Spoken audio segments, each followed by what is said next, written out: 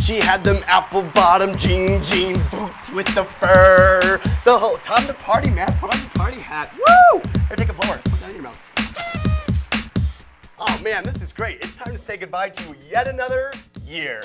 It's time to ring out the old and ring in the new. Get it? You know what I mean? No, actually, Scott, isn't it a little early to end 2009? I mean, it's only September.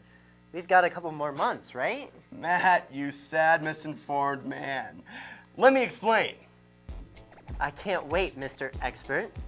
But first, let's say hello to everyone who's watching. Hey, everyone. I'm Matt. And I'm Scott. We're both from Pooter High School. Home of the Impalas. You see, Scott. No. You see, Matt. It's the end of the water year. Oh, which apparently is not based on the calendar year. Exactly. But it is a 12-month period. Since we're keeping track of water, it's usually selected to begin and end during the dry part of the season. So the period from October 1st to September 30th is just right. And that time frame is the most widely used in the United States to define a water year. Okay, I think I understand. So for example, if we look at this graph for the past water year, it shows our snow accumulation in red and the flow rate on the Pooter River in blue. It really makes sense to start our water record in October and follow it through the following September because it's obviously a natural cycle for a water accumulation in a year. Right on there, Matt. That natural cycle doesn't get split up by forcing it into a calendar year. And it makes it that much easier to keep tally of our water accumulation throughout the year. Our new year starts before our snow begins in October and ends after the spring runoff when the river flow rates are down at the end of September.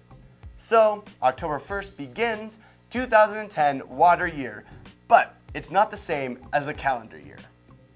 Oh, so now that I realize that we've just wrapped up our water year, let's look back and see if the 2009 water year has been good to us. We have a few pictures we've taken over the past. Let's reminisce.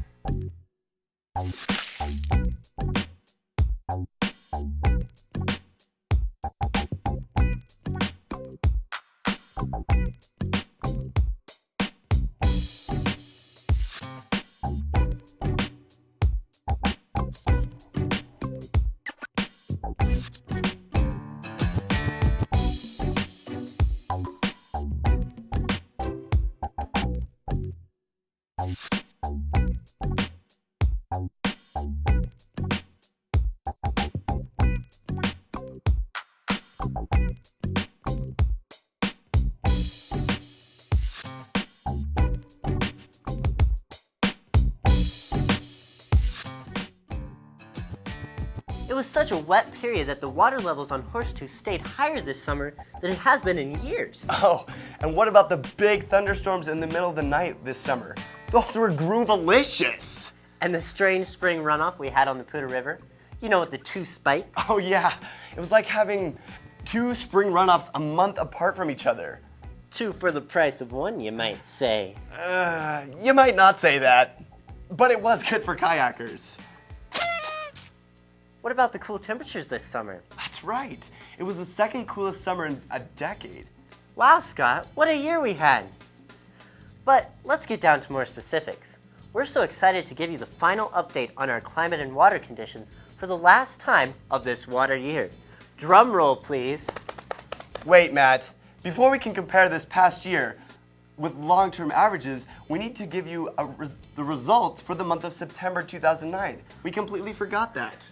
You're right. Let's begin with our average monthly precipitation here in Fort Collins. Our graph here shows an average monthly precipitation shown in blue. We vary from a low in February of less than half an inch to a high in May of over 2.5 inches. Now, here are the results for our current year shown in red.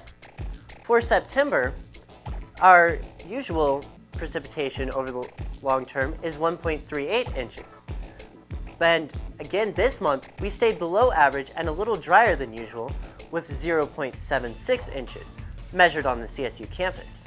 But make a special note for the months of April, June, and July. see how a few large storms can contribute to much of the total annual precipitation. Let's tally it up. If we add up all the precipitation for the year, and we compare it to the long-term average amount of precipitation we get in Fort Collins, how do we stack up? Good question. On average, we get about 16 inches of precipitation each year in Fort Collins. This year, we received 19.29 total inches for the year. Of course they give you the drum roll.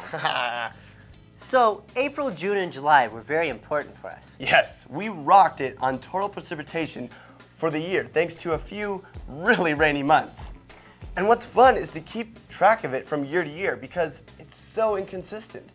I mean, sure, we have some general trends that help us define our climate, but when it comes to a year-to-year basis, we never know. That's why we always need to go back to long-term averages to compare. Hey Scott, what about our snow? Let's look at the results for the snow accumulation here in Fort Collins this past year. Check this out. I looked up some records, did a little digging, probably poked around where I wasn't supposed to, and we normally get a total of 58.1 inches in the winter in Fort Collins. That's a lot of shoveling. I know, but we got a break this year from all that shoveling because we only got about 38.1 inches. That's 20 inches less than long-term averages. Well, I guess that's all right because I don't like to shovel. But I'm torn because I do like snow days.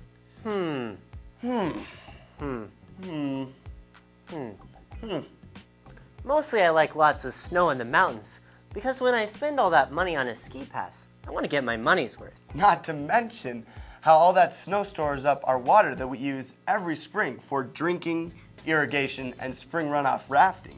Rafting. And our snow in the mountains came through this past year. We had more snow than average. Remember this graph that we monitored all winter long? The blue line is the long-term snow accumulation average at Joe Wright Reservoir, which is at the top of the Poudre Canyon. And the red line is the snow accumulation for the water year 2009. As you can see, we had quite the year this year and more than average, thus a really good ski year. Okay, so we rocked on mountain snow accumulation. I like it. All right, but we still need to take in consideration the water levels on Horsetooth. Last month, didn't you say Horsetooth had started its decline and that we had lost 18 feet?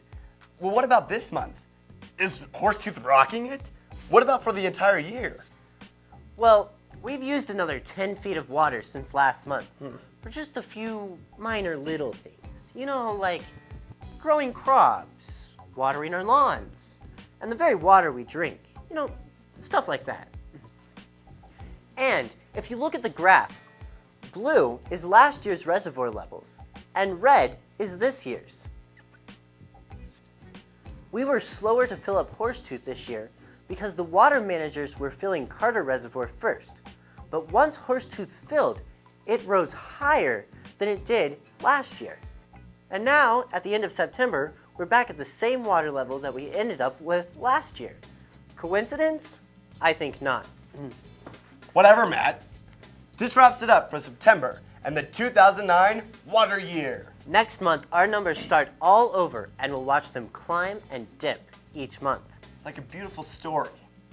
And we'll continue monitoring our conditions throughout the 2010 water year.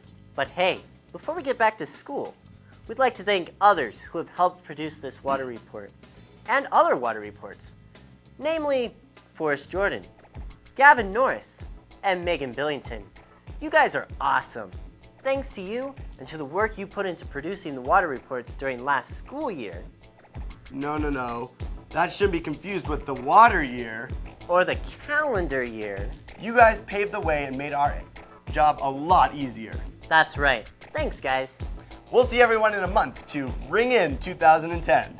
2010 water year, that is. Bye, everyone. See ya.